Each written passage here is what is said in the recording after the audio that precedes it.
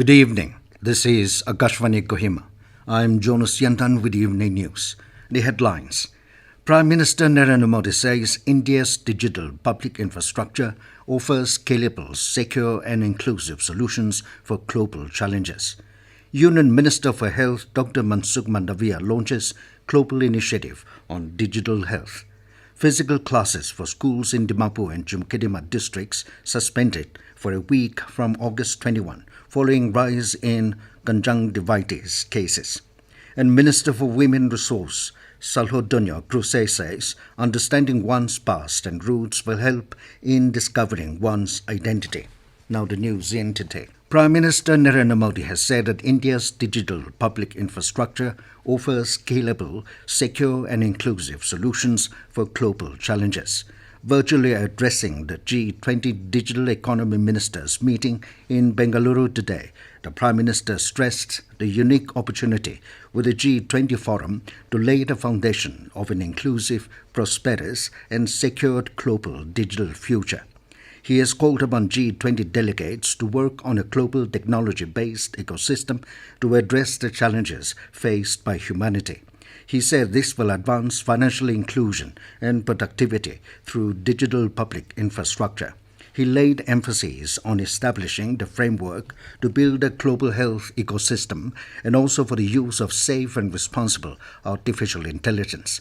The Prime Minister welcomed the efforts of the G20 Working Group on Digital Economy to create a virtual global digital public infrastructure repository that would help create a transparent and accountable digital ecosystem for all. Union Minister for Health Dr. Mansukh Mandaviya launched Global Initiative on Digital Health GITH, a WHO-managed network, in the presence of Director General World Health Organization Dr. Tedros Adhanom Ghebreyesus on the concluding day of the G20 Health Ministers meeting at Gandhinagar today.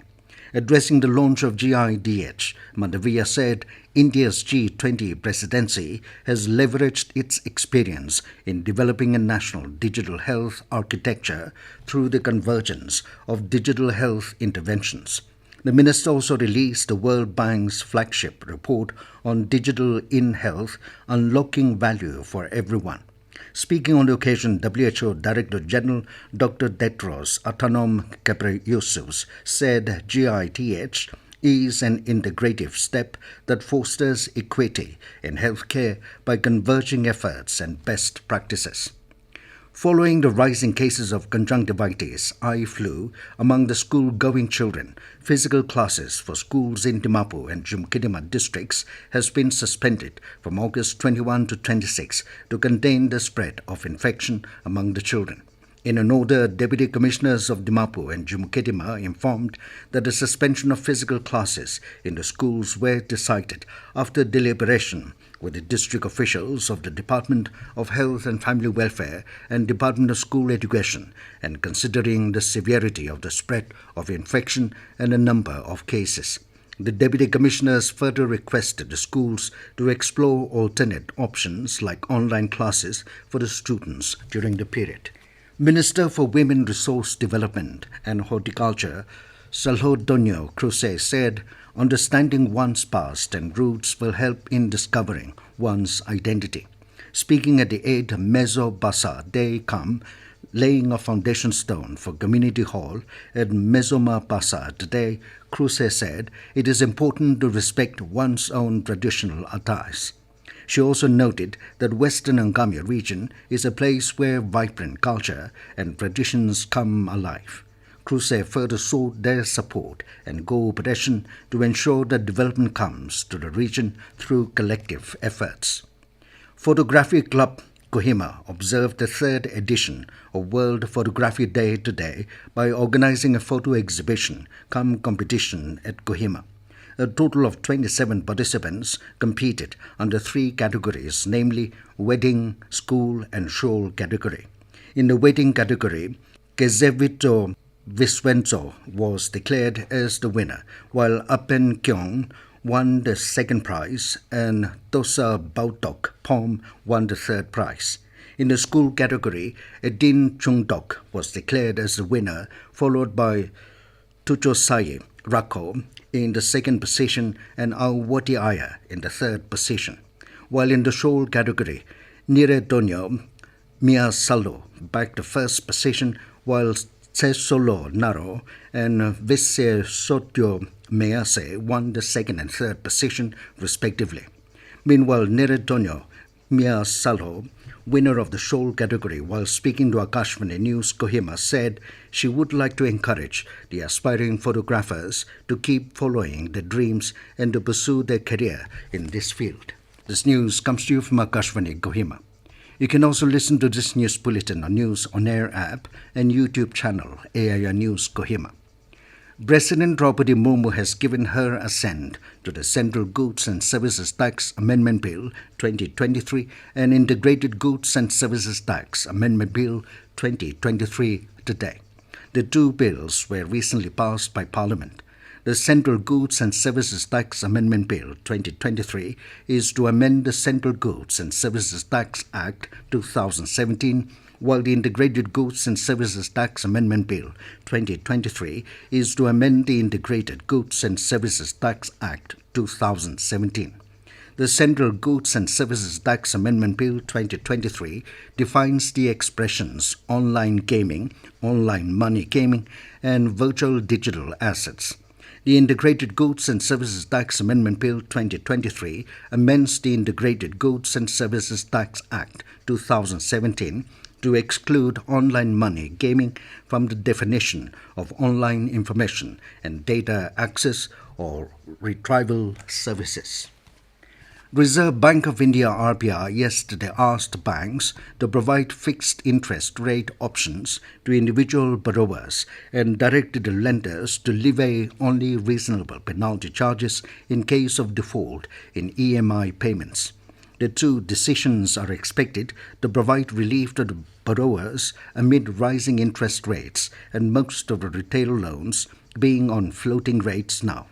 RBI has issued guidelines to reset EMIs based on floating rate personal loans, including allowing borrowers to switch over to a fixed rate as per the Bank Board approved policy.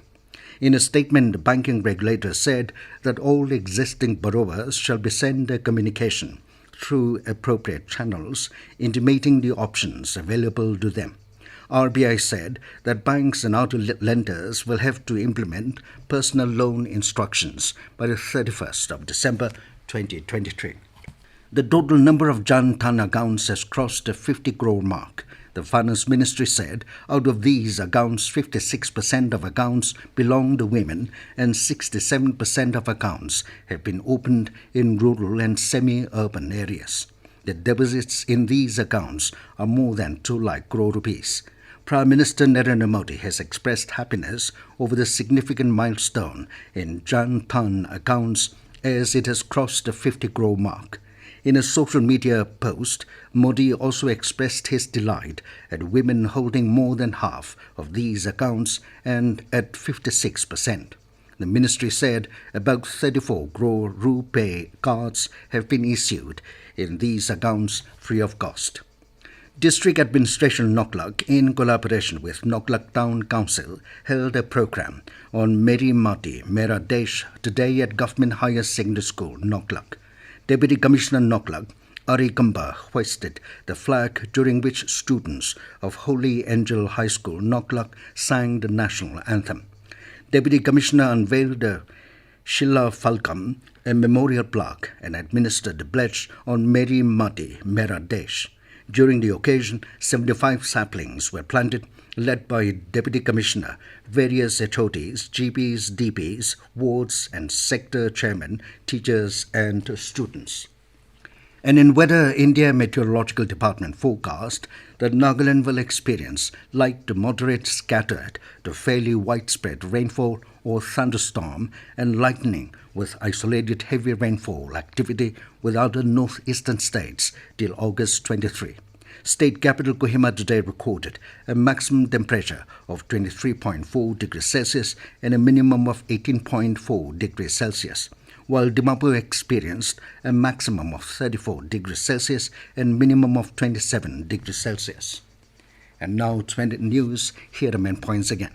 Prime Minister Narendra Modi says India's digital public infrastructure offers scalable, secure and inclusive solutions for global challenges. Union Minister for Health Dr. Mansukh Mandaviya launches global initiative on digital health. Physical classes for schools in Dimapur and Chumoukedima districts suspended for a week from August 21 following rise in conjunctivitis cases. And Minister for Women Resource Salhoutuonuo Kruse says understanding one's past and roots will help in discovering one's identity. That is all we have in this evening news bulletin. Good night.